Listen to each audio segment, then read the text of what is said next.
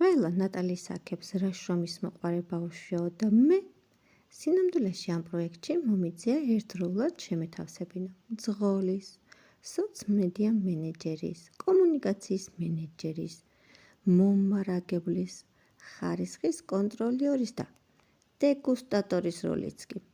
ხომ წარმოგიდგენიათ რამხელა ძალისხმევას მოითხოვს განსაკუთრებით ბოლო პუნქტი. დედაშვილური თავდადებით მომიწია არაერთი კექსის გასინჯვა, რათა მომხმარებლამდე მხოლოდ საუკეთესო პროდუქტი მისულიყო. ამიტომ, როცა მწერთ ვაიმე ბავშვი არ დაიღალოსო, ჯერ მე მომიკითხეთ. შესაძლოა ამ პროცესში ზედმეტი კალორიებიც მივიღე, მაგრამ რას ვიზამთ?